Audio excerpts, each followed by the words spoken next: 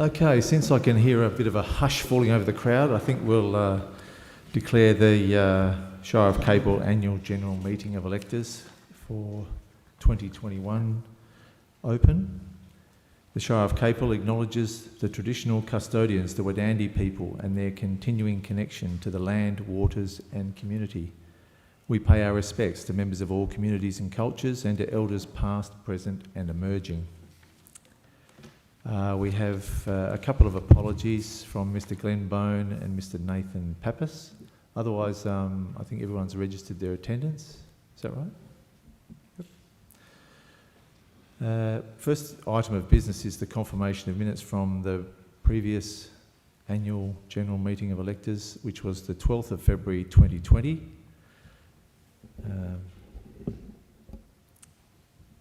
Do we have copies? A copy here? There are copies. There are copies if you need to see a copy. So the recommendation is that the minutes of the annual general meeting of electors held on the 12th of February 2020 be confirmed as a true and correct record. I believe they've been on the website since then. Do I have a mover? Councillor Mogg, a seconder? Councillor Noonan, thank you. Would anyone like to add any discussion to the item? No? If not, we'll put it to the vote. Those in favour? And those against? And I think that's carried. Thank you. Is there any business arising from those minutes, from the previous minutes? No? If not, we'll move on. So we move to the this year's annual report, and I don't know, are copies available of this one? Yes. Copies are available of this one. I'm proud, ladies and gentlemen, to present this year's annual report of the Capel Shire Council to you for the year 2019-20. This community has elected a new but very capable council, which is so far delivering great results, assisted by a cohesive group of very professional staff members who do a tremendous job carrying out all the diverse service delivery which people now expect from their local authority. If you read this annual report in conjunction with the recently released half-yearly financial review, you will see we are emerging from what has been a particularly difficult year in a strong financial position, having continued to deliver Shire services at a high level, while providing good governance, wise decision making and proper planning for a better future in the Shire of Capel. We have faced and coped well with the sudden challenges of the COVID era, thanks in large part to a couple of very capable and dedicated acting chiefs of staff, one of whom sits beside me tonight, Mr Robert Stewart. Council last year supported my proposal to provide a one-off cash distribution to sporting groups and clubs in the Shire to help them cope with the impact of lockdowns and restrictions on gatherings. Despite this and delivery of our commitment to a zero rates increase, the finances, as I said, are in good shape due to prudent allocation of resources and some increase in grant funding. I'd like to, at this point, remind people that we are a relatively large and definitely diverse Shire.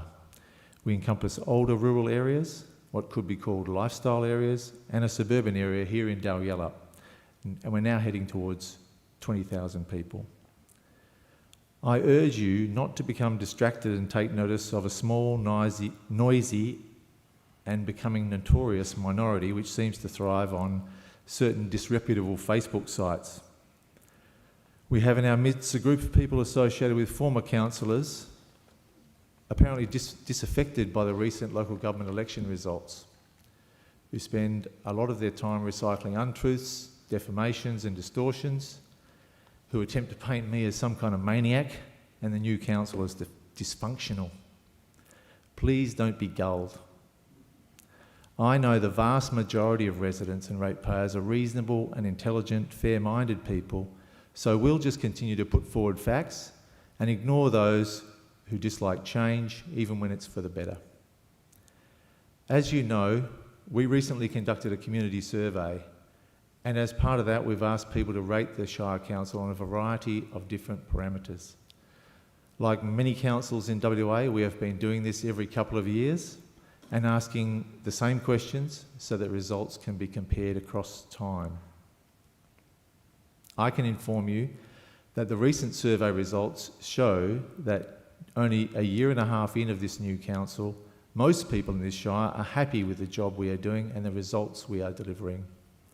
In fact, in 44 out of the 48 criteria, the level of satisfaction with the Shire's performance has risen compared to the levels when they were last assessed 3 years ago in 2017. This is very heartening and reinforces my strong belief that the majority of people in this community welcome the changes they have seen.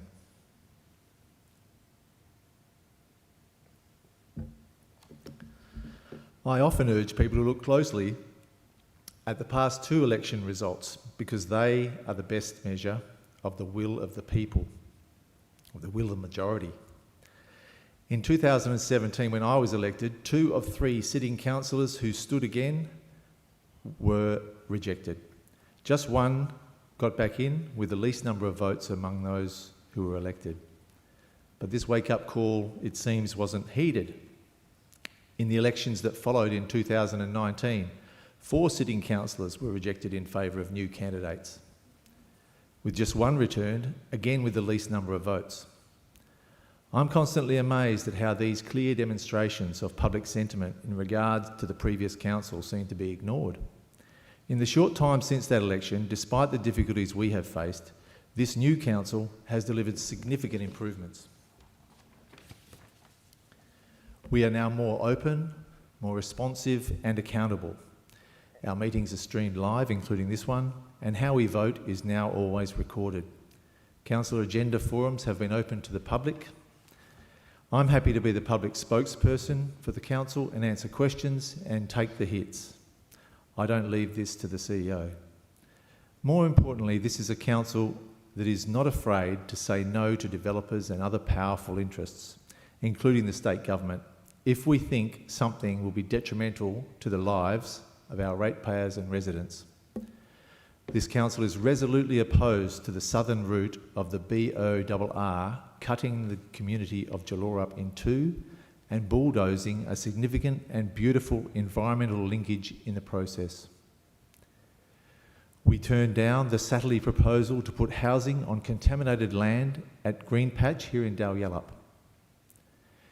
In late 2019, just a couple of months after the new council was elected, we stood firm against a proposal to put an asphalt plant next to people's homes and a school in Dalyellup. You may have heard by now, it was announced yesterday that the Capel Shire Council has successfully defended an appeal against that decision in the State Administrative Tribunal, with a comprehensive judgment handed down in our favour. The decision to fight the asphalt proposal, which I strongly advocated, is among some of the things I get criticised for on those notorious Facebook sites. But I'll tell you what, so far I think it's the finest and most memorable of the many achievements of this new council, which I am proud to lead. Now looking forward, this council has shifted the Shire's focus on future planning to our long-neglected coastal areas. We are attempting to establish a tourism precinct at the Dalyellup Surf Club beach, and we are also advocating and seeking to facilitate an ambitious project for a walking and cycling path connection through the Shire near the coast, connecting Bunbury and Busselton. We have a lot to do in the months ahead, so any supportive and positive feedback would be greatly appreciated. Thank you. The Acting Chief Executive, Mr. Stewart, would you care to comment on your report? Thank you, Mr. Chairman. The report is actually put together by my erstwhile colleague, Mark Chester. I don't propose to read it. It has been on the website for some time now, and it's pretty straightforward, Mr. Chairman, and talks about the strategic intent of the Council, as well as the quite difficult time of the COVID lockdown. And the annual report also contains detailed financial information, a financial report, and the independent auditor's report. Any comments to add on those? No, Mr. Chairman, except for the fact that, as you will remember, when we had a report from the Director Corporate and we looked at the Council's finances, I made a comment then how impressed I was with the work that had been done by both the Council and the staff, and the Auditor's report on how healthy the Council's finances were and how the financial ratios especially are all, except for one minor glitch, all looking very good. And as we always look at with financial ratios, we look at them over a number of years, and over those years, each one of those financial ratios, which the Auditor General looks at closely, each of them is headed in the right direction. So that has been a very pleasing result. Yeah, that's great. Unless there's anyone wanting to add any comments, we can move on to general business. And yes, that's right. Yes. We should have a motion to receive the annual report. Can I have a mover? Mr. Hearn, seconded. Mr. Noonan, or Councillor Noonan, I should say. Any discussion on the annual reports? Okay, we'll put it to the vote. Those in favour of adoption? Against? That's carried. Thank you. We can now move on to general business, and we do have questions received prior to this meeting. Mr. Chairman, yes, we did receive just one question, received from Mr. Nathan Pappas, who has put his apologies in. However, the question will form a motion, I think, and possibly the way to go is to just defer that question until we get to item 7 on the agenda relating to motions from electors, and I'd be happy to speak to it then. Okay, thanks. So do we have questions from the floor from anyone? Mr. Hearn?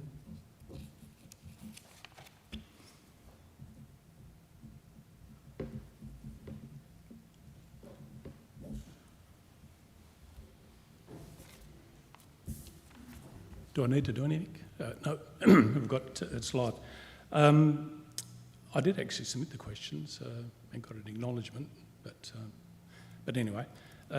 Firstly, the first question that I actually asked related to the noise issue at the asphalt plant, and in view of the positive outcome that you've just mentioned and the detailed notes that were in the tribunal's ruling, I don't need to ask you to clarify about the noise issue, so I won't proceed with that one. The other question was that there is no doubt that COVID-19 has affected the Western Australian economy, and the state government's recommendation that local governments adopt a zero increase rating strategy has had a follow-on effect to local governments' finances, though generous government grants have mitigated to some degree, and I think that's pretty much saying what you said.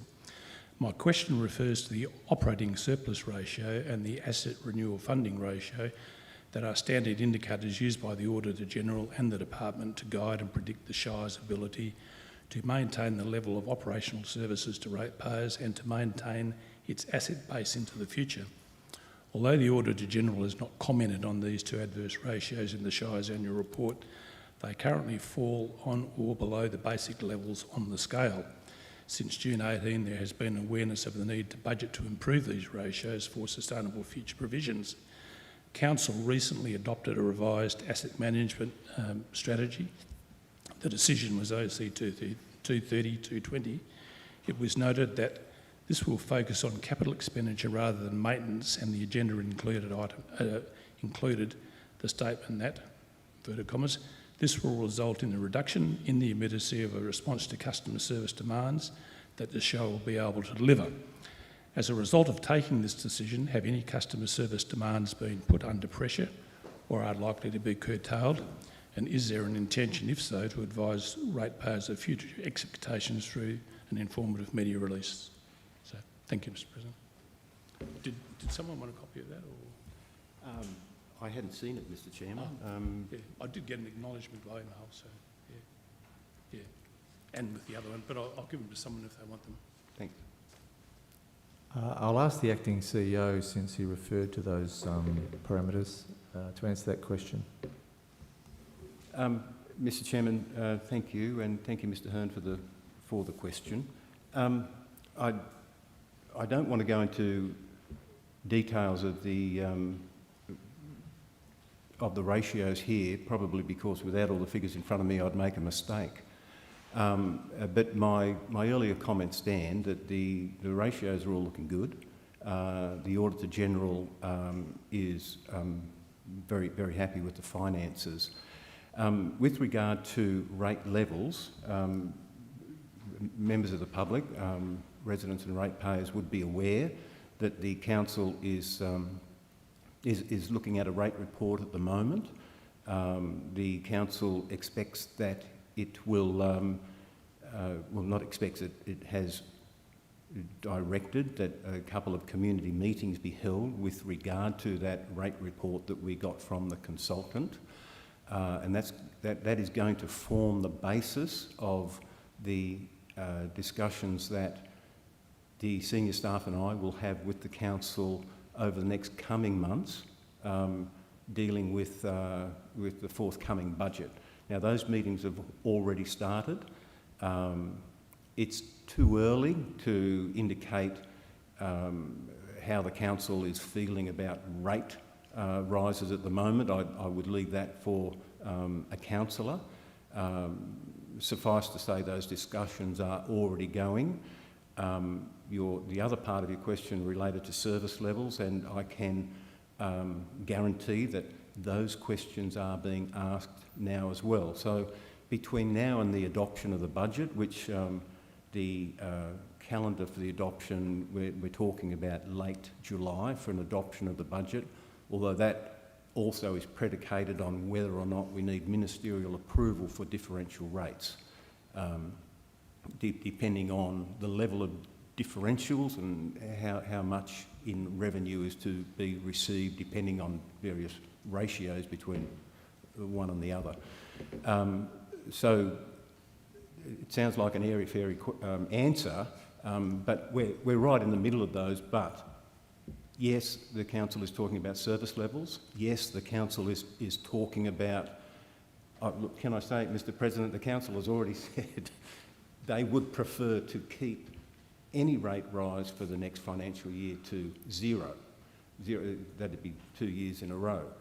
And I don't mind saying the conversation I'm having with councillors is, that will be difficult and we will need to talk about service levels. But that's as far as we've got at the moment. Thank you. Mr Rollinson, I believe you had a question.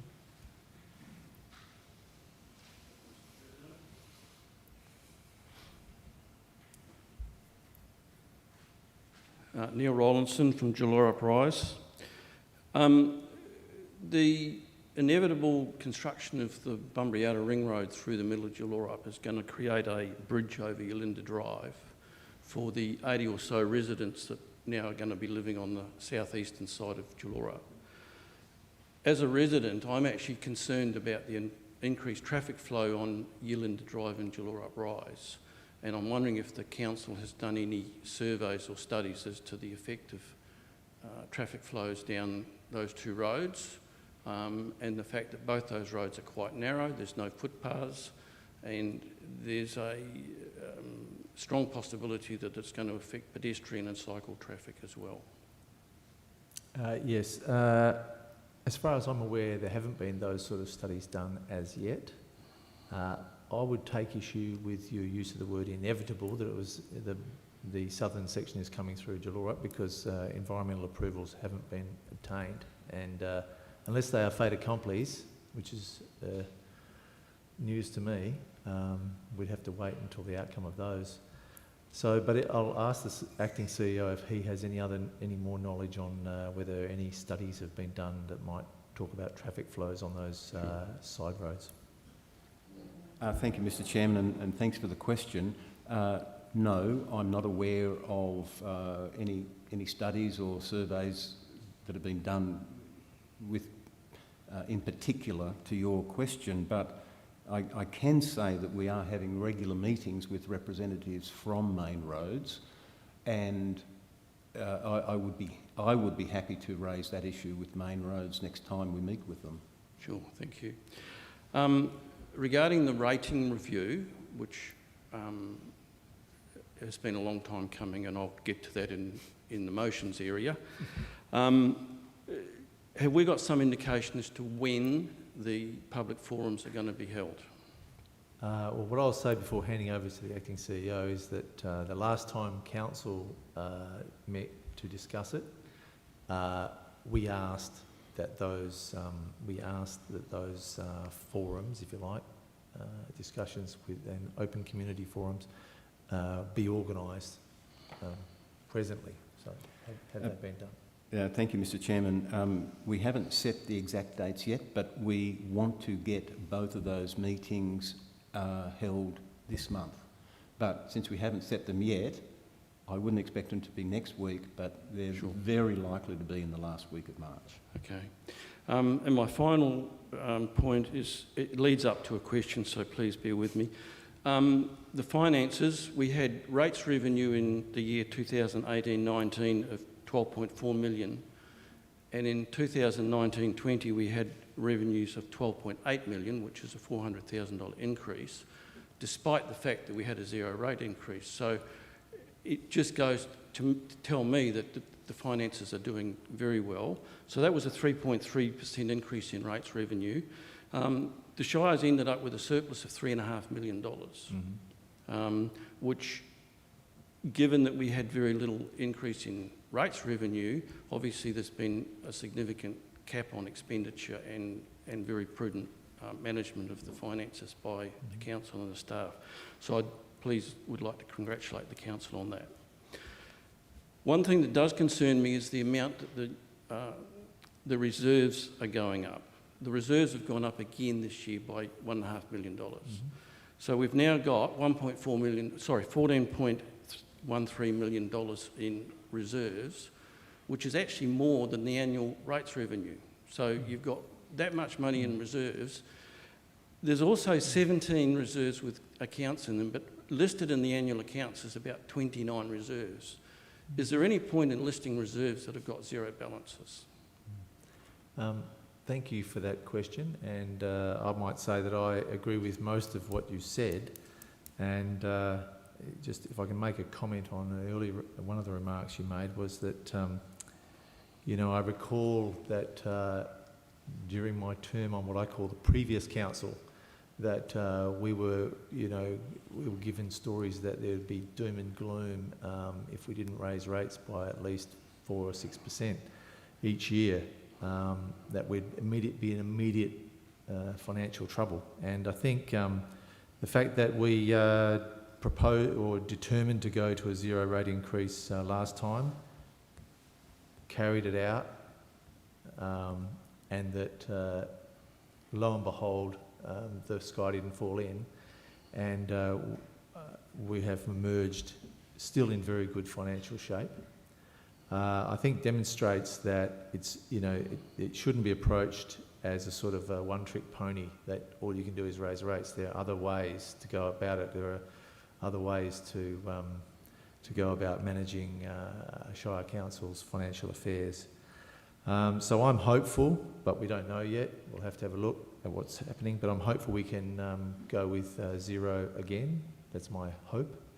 I agree that the reserves are growing, but having said that, I will make the comment that it is prudent for us to have reserves in terms of the future costs of maintenance, and you have depreciation of assets. So the Shire has a certain amount of assets. They're all depreciating. They all need maintenance, and they all have a life term that eventually will expire, and you'll have to replace them.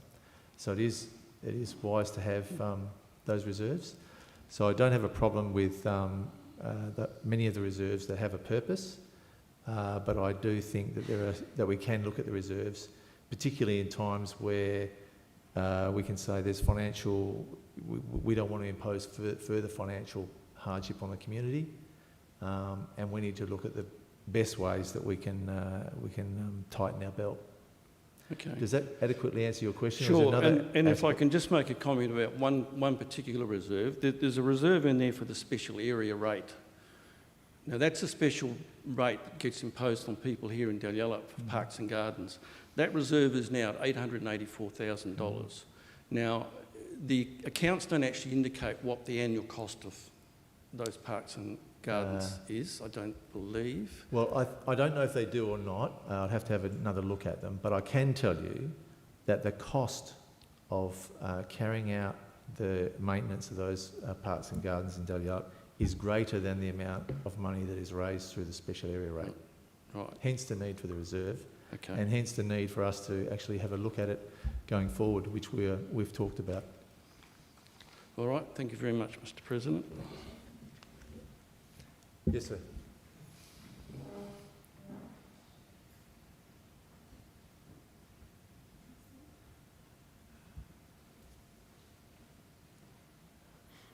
Mr. President, my name's Matt Granger. I'm a ratepayer from Stratham, and I just would like to flag that, or note that the mosquito experience in this last summer in Stratham was quite severe. We know we get them every year. We know that the Shire can't, do anything magically about it. But I'd just be encouraging the Shire to take maybe a more engaged posture with respect to mosquito management in our neck of the woods, better communication in relation to the distribution of larvicide, so we're not left to guess whether the helicopter we're hearing is the RAC rescue chopper or a chopper that's actually distributing the larvicide. Also wondering why, maybe drones could not be used for distributing the larvicide as opposed to choppers, and also that we potentially look at a community reference group relating to, as a Shire consultative group, to focus on the mosquito issue. I just think that would be welcomed in our neck of the woods. Okay, thank you. Thank you. Yes, I agree. That's a very good idea, and we'll take that on board and we'll see what can be done. And in reference to the larvicide and the mosquito numbers this year, the council does take a proactive approach. We realise it is a very big problem, and we actually had people come in to give us a briefing on it. And one of the things we learnt this year is that there's I think it's a 4-year cycle of numbers of those. Is it 3 or 4 years? A 3 or 4 year cycle. So every third year you'll get a bad year. And then the other 2 years, you'll hear people saying, gee, the mozzies aren't that bad this year. So it does ebb and flow. And the other thing we learned was that the application of the larvicide and the occurrence of the mosquitoes in the community they don't correlate time-wise closely. There's a lag, if you know what I mean. And also winds have a lot to do with it. So you can get bad years and good years, and I was anyway, when we had the briefing, satisfied that within reason, everything that could be done is being done. But I agree with you that if you're feeling you're not getting enough information, then there should be more communication, and I think the community reference group is a great idea. Anybody else? If not, we will move to motions. Does anyone have a motion they wish to move? Mr. Hearn.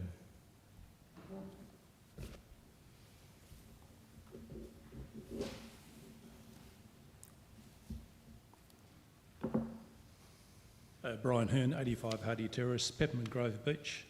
My motion is that a vote of appreciation be recorded in the minutes for the Shire employees who have carried out their responsibility in a timely and professional manner in what has been a difficult COVID-19 year with a lot of unnecessary distractions. Okay, I have a second, Councillor Noonan.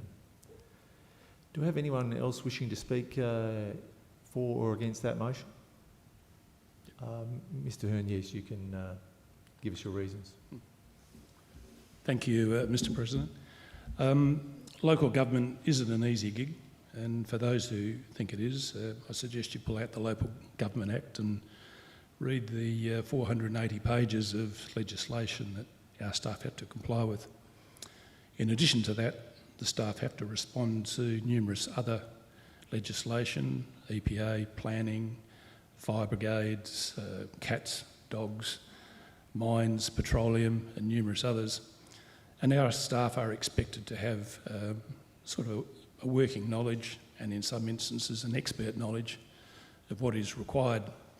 In fact, many years ago, the state government made it mandatory for government departments to actually list all the acts that government departments were obliged to respond to, and I know that's not a requirement for local government, but if it did, it'd probably help our ratepayers understand what our staff have to put up with and how professional they are.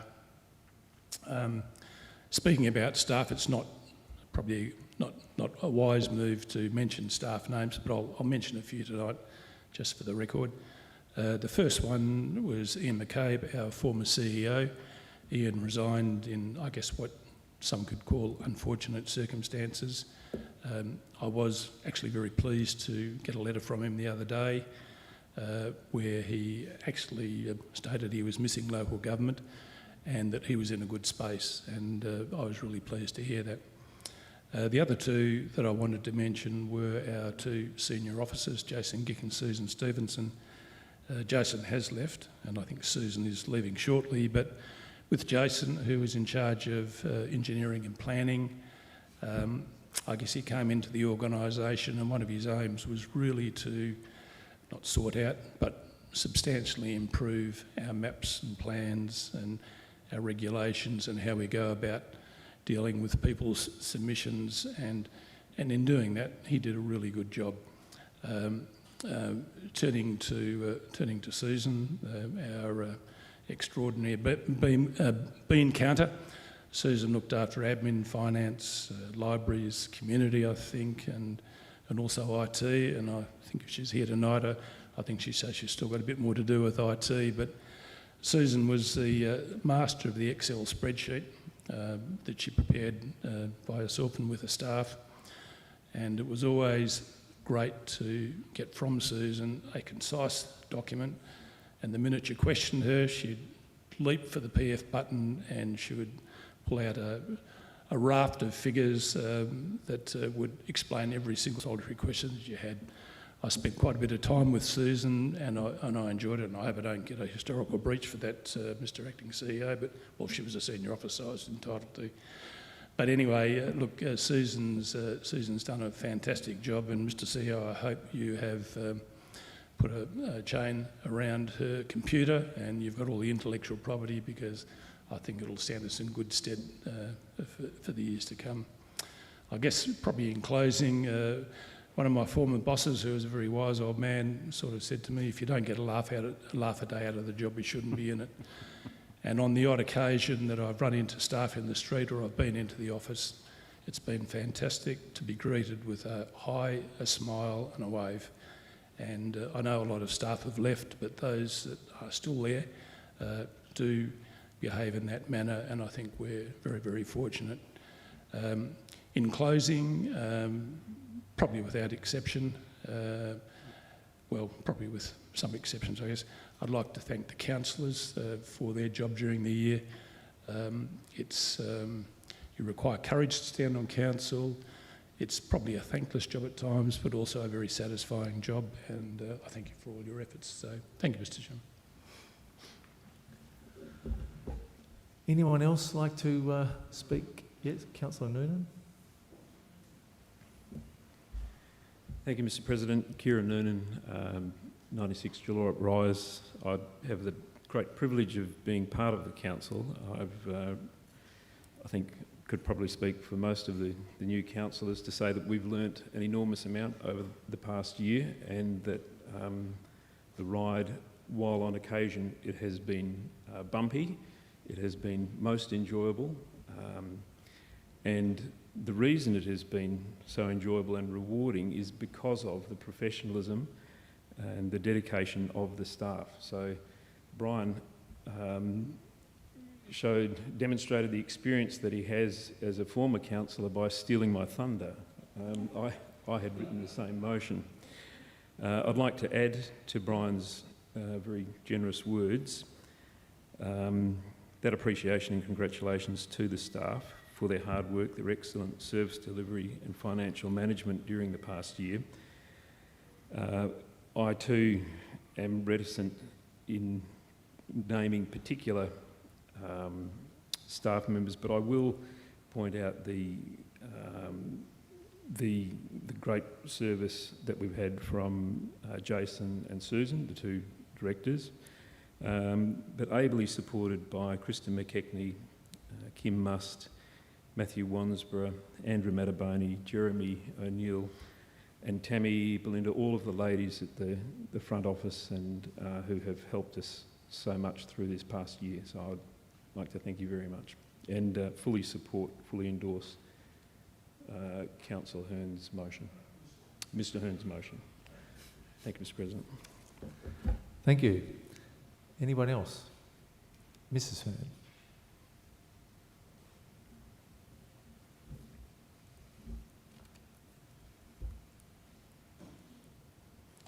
Hi, Judy Hearn, Peppermint Grove Beach.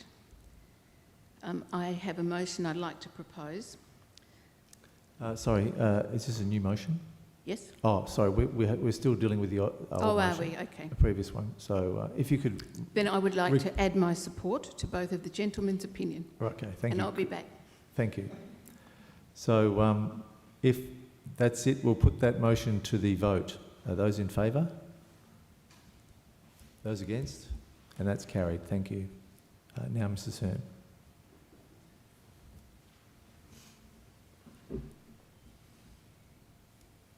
Thank you, Mr President. I have a new motion I'd like to propose, and I'm still Judy Hearn from Peppermint Grove Beach.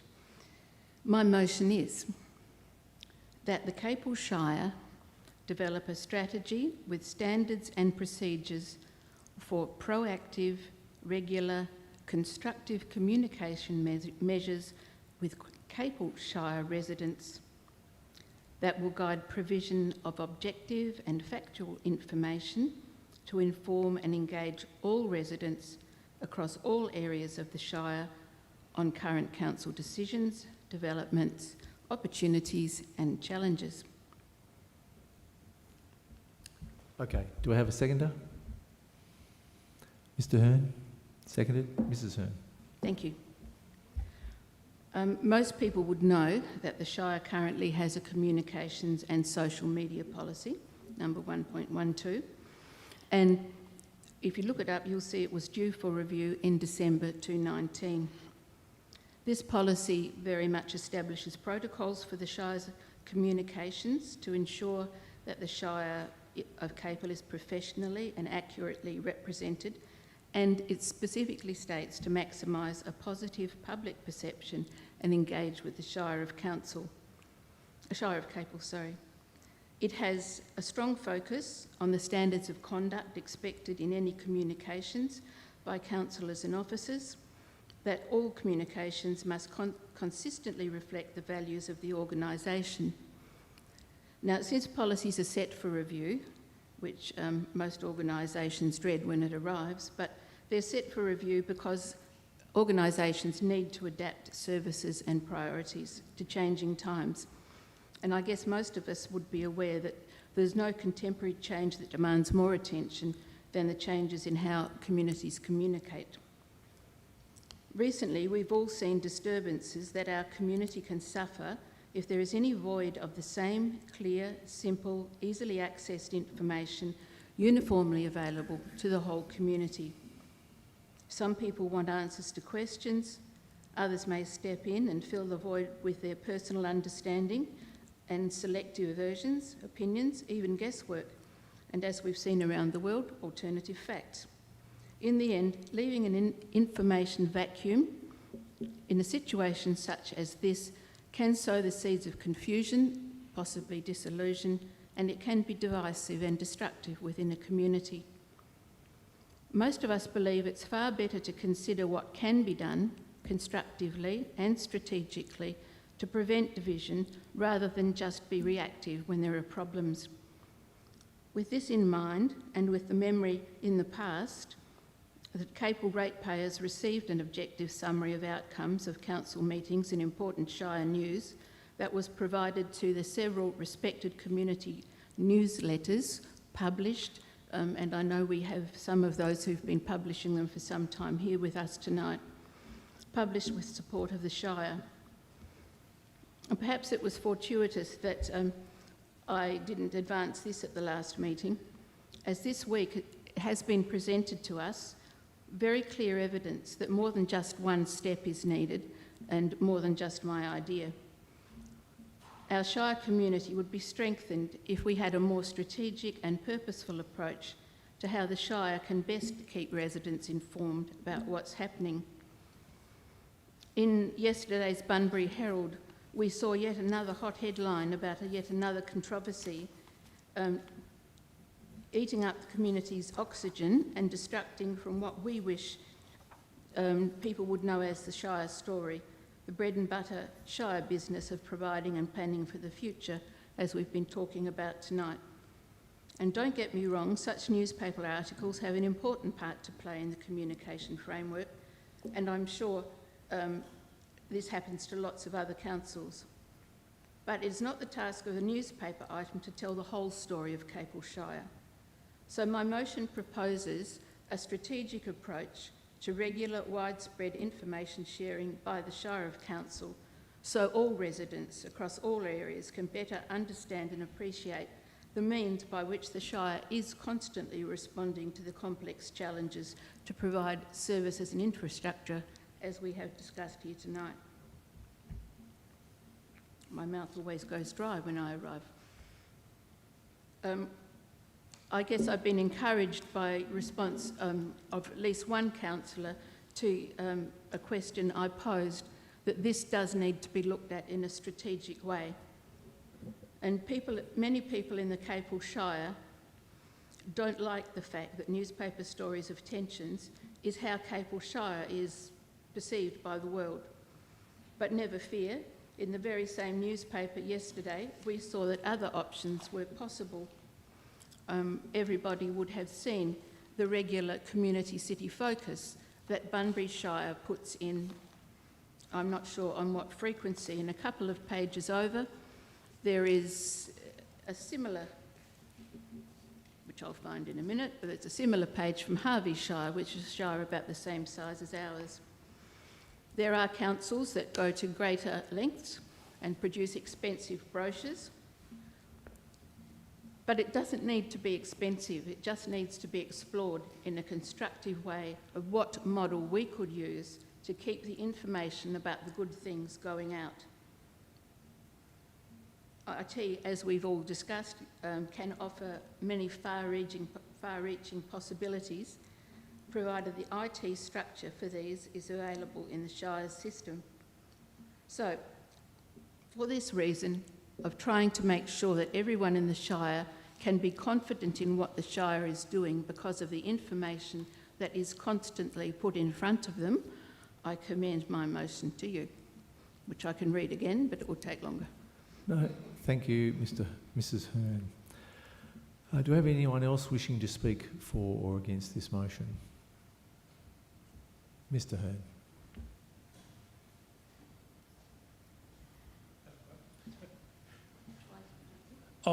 Look, I wasn't really going to speak. I mean, I didn't realise my wife was doing this. But look, just in hindsight, I just want to give you a few examples. I mean, at the end of the meeting last week, I said to the President it was a good meeting. And it was a good meeting because Council approved a draft budget allocation of something in the order of $2.6 million. I think it was $2 million for roads from memory. I think there was 100,000 odd for car parking, and I think there was 400,000 or 500,000 from memory. Tell me if I'm wrong. I think it was for drainage, and there was something else, I think, for parks and for trails and footpaths, you know. And what do we get? What do we get in the newspaper? We get that. Now, how easy or how hard is it really to release after a meeting, probably within 24, 48 hours, the good news about the decisions that had been made at that meeting, because they're brilliant decisions. I mean, you know, and people want to know. People want to know about it. You know, so again, at the risk of boring you, I know I was a secretary for a government agency at one stage, and if I left a board meeting and I didn't have on the minister's desk within 2 hours every decision that was made in that meeting, so he could start doing press releases, well, I got a kick in the arse, you know. And I think that's what Mrs. Hearn, my wife, is saying. Many years ago, not many years ago, probably 3 or 4 years ago, when Paul Shitty was here, and I know a lot of people may like him or may dislike him, but I think after every council meeting he would send out to all the newsletter people, I think it was Pepe, Dalyellup, and the one in Dalyellup, a summary. And I've actually got one here tonight because it was in the Dalyellup post that Val sent me the other day. And all it was just a brief summary and a reference to where you can get additional information. And I mean, that's at least a start. But I think, you know, my good wife has raised more things than that, and I just hope that, you know, the Shire can address it so ratepayers can be informed and so that they're not making silly comments on Facebook. So thanks, Mr. President. Thank you. Anyone else? Anyone against the motion? Anyone else want to speak in favour of it? Councillor Mogg.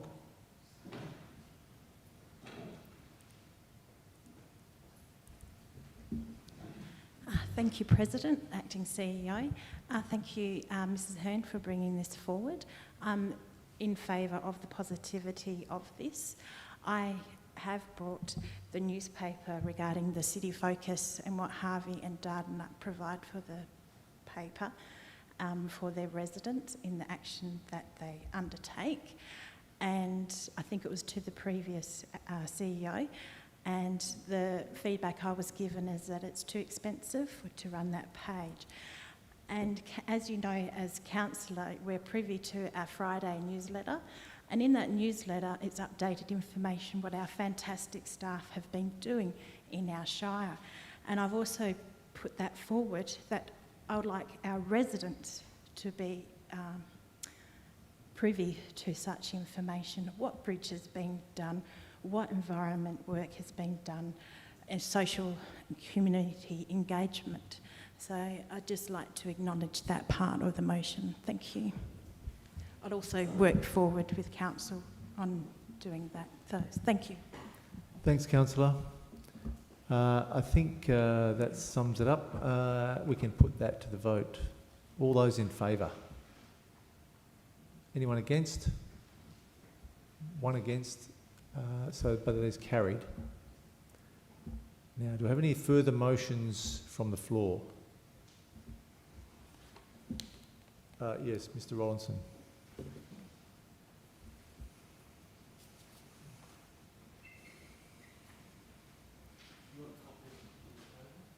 That would be helpful, thank you.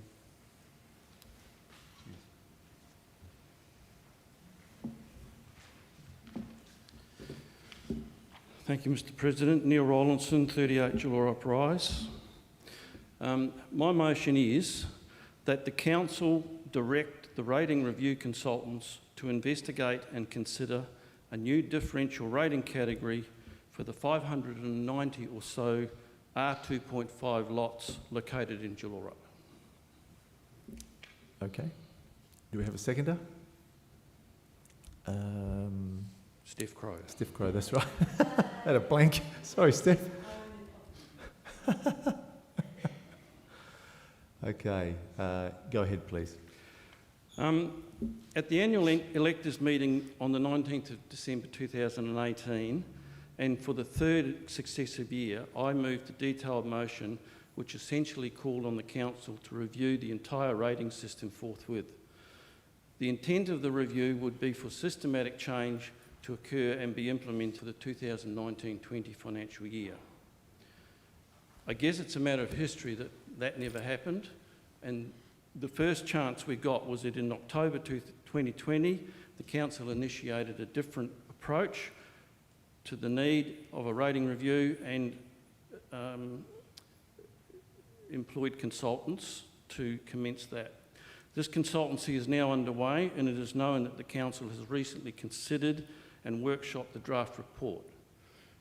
I would also ask the CEO at some stage, is any of those reports going to be made public? Mr. Chairman, thank you. And I think we talked about that recently, and the intention is to make those, or that report, public. And I don't see any problems with that. We paid for it. Some of it's a bit technical, but there's nothing in it that I can see needs to be hidden. Thank So you. just to add to that, my expectation is that when we advertise those community forums on it, at that point we'll put it, we'll make it available so people can read it before they attend the forums. Okay, so at this point in time, ratepayers are in the dark as to what the consultants have reported, and so far, and most importantly, whether any ratepayer contributions from the past have been considered. While community consultation is important, it needs to be recognised that these forums do not have the power to make formal decisions. Therefore, suggestions and requests for changes to the rating system as it now exists may well go unheeded. However, as all decisions made at electors meetings are to be considered at the next ordinary council meeting, there is at least more momentum in the process than the non-binding process of a workshop. It is with this in mind that I have moved that motion. Just to cover a little bit of the detail, these lots that we talk about are the 1 acre properties within the Shire. The majority of them are across the road in Dalyellup. And they're all rated as a town site residential, exactly the same as Dalyellup, Capel Township, Boyanup. They've got no differentiation whatsoever. An exercise performed by Mr Glenn Bone about 2 years ago on figures provided by the Shire, and these would have to be reviewed because it was 2 years ago. It was deemed that the cost of electricity for street lighting alone amounted to $70 per lot. So my point here is that those people over the road in Dalyellup who have no street lighting are subsidising all the other ratepayers who have street lighting. Obviously, costings would be different for the R2.5 area, but the foregoing is provided to highlight the extent of unwarranted cross-subsidisation foisted on these ratepayers to the benefit of ratepayers occupying town site residential lots. Now, electricity or street lighting is only one part of the issue from my point of view. In moving this motion, I would like to make it abundantly clear that as a special rural ratepayer, I will not benefit by the creation of an R2.5 differential rate. This thrust is designed to ensure that as far as possible, all ratepayers are given equal and fair treatment. The whole object of the proposal is about principles enshrined in the Department of Local Government rating policy, differential rates. And those points are objectivity, fairness and equity, consistency, and transparency and administrative efficiency. And it is worth noting that these terms have specific definitions applicable which may be observed. Thank you. Thank you, Mr Rollinson.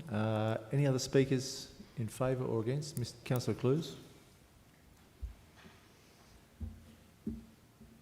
Thank you, Mr President. No, just a question, if I may, through the chair. How will taking this motion on now, if it were to be accepted by council next month, how would it affect the timeline for the current review?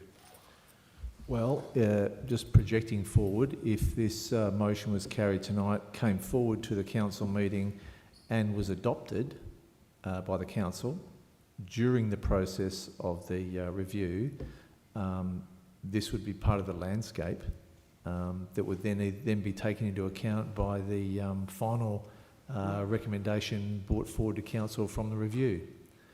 So it might be just left, or there could be another recommendation. I mean, you can't rescind within 3 months, but it would be treated as part of the existing landscape, is the answer, I think. Anyone else? Mr. Hearn?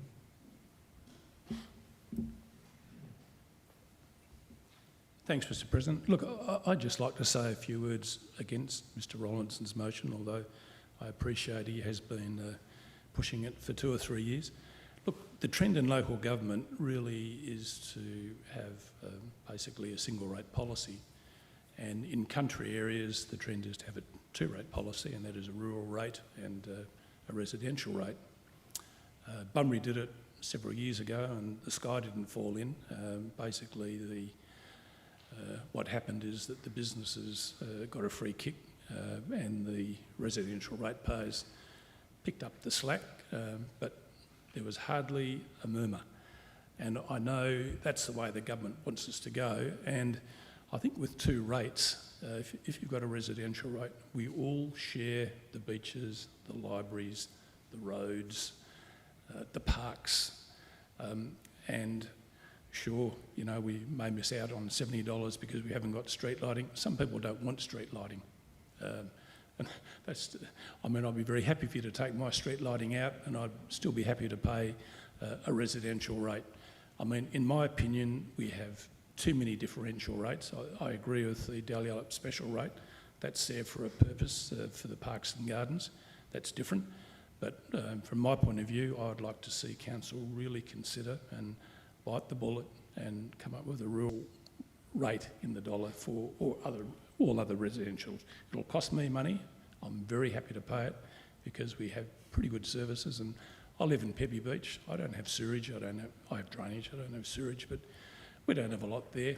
I don't care because you know, I can use other parts of the Shire, and I do, and I enjoy it. So appreciate what Mr. Rollinson said, but I would also perhaps like council to consider that alternative as well. And I'm not actually sure what the expert that you employed to come up with a strategy said, but I would be very, very surprised if that wasn't part of his consideration, because, I mean, let's face it, that's where we're all heading. And also too, I mean, we've got a lot of businesses here, and I know at one stage when Woolworths over the road started up, I just want to know how much they were paying. And of course I wasn't told, but when I found out, I mean, it's a horrendous amount of money, and really we've got to encourage commerce into this Shire.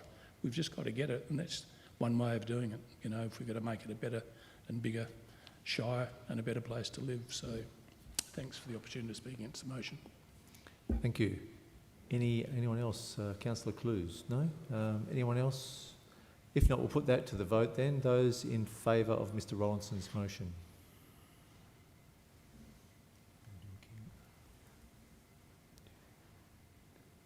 Please keep your hands up while we count. 1, 2, 3, 4, 5, 6, 7, 8, 9, 10.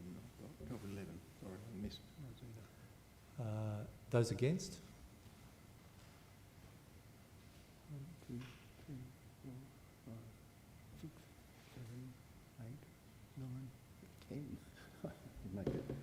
Okay, we'll have to, because it's a bit close, we'll have to do it very carefully and clearly.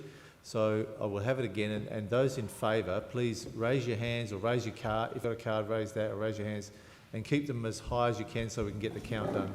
Thank you.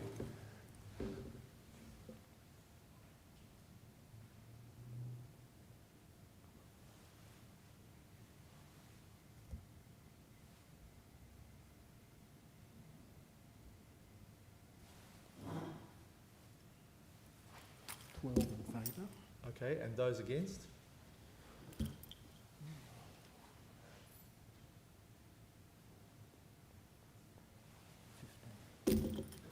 Okay, the motion's lost. That was 12 for, 15 against. Now, do we have any other motions? So we'll have to stick to the rates feedback forums, community forums that are being announced shortly. Any other motions from the floor? If not, oh yes, that we have one which we've converted from the question that was asked from the apology, the person who was the apology, Mr. Acting CEO. Thank you very much, Mr. Chairman. Now, what we would need to do here You need to be here to move and second a motion. Mr. Nathan Pappas couldn't be here tonight, so he's asking if somebody will move this. So what I'm going to read out first is a motion that I put together, which I hope summarises what he's asked to be put to the meeting. So these are my words, quote, "that consideration be given for the installation of lighting in Ferndale Park, Dalyellup," close quote. Mr. Pappas's background to that is, these are his words, not my words. "I would like to propose to Council that we consider installing lighting in the Ferndale Park, Dalyellup. There is a path that runs around the park oval and also a barbecued children's play area. In the evenings, there is insufficient lighting, which limits the use of this whole area and makes it unsafe if passing through. With sufficient lighting, this will increase the duration of use, particularly in winter months, and provide a safer environment to our community. Please present this to the Council at the meeting tonight in my absence, and I look forward to hearing from you." Are you moving the motion, Councillor Mogg? Do I have a seconder? Councillor Clues. Do you wish to speak to the motion?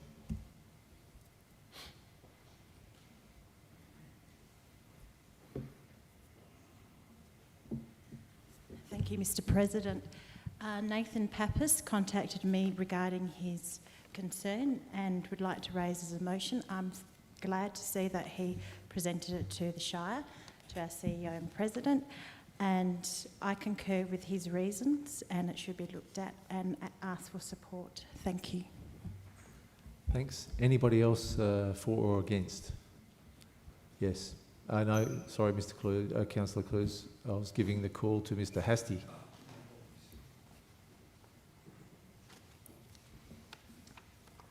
Yeah, Brian Hastie from Streatham. I actually have to disagree with this because we've got no figures on how many people are using the park. I do myself use the lakeland to try and get fit. I'm still fat. I really can't see the reason why we need to put lights up, which is another cost to the council, when we don't have figures of how many people are actually using that park. Okay, thank you. Councillor Clues. Thank you, Mr. President. Yeah, I think this is a good motion. It simply asks that we look into something. That's exactly what we should be doing when the community asks for it. I think in Dalyellup it's probably easier even than anywhere else having their special area rate. If the residents of Dalyellup decide they want a thing and they're happy to pay for it, then no problem. So sure, let's have a look into it. Let's ask the residents of Dalyellup if that's what they want, and we can go ahead and do it easy enough. Thank you, Councillor Clues. Anybody else? If not, we'll put that to the vote. Those in favour? Hands high, please. Thank you. You're going to have to count again.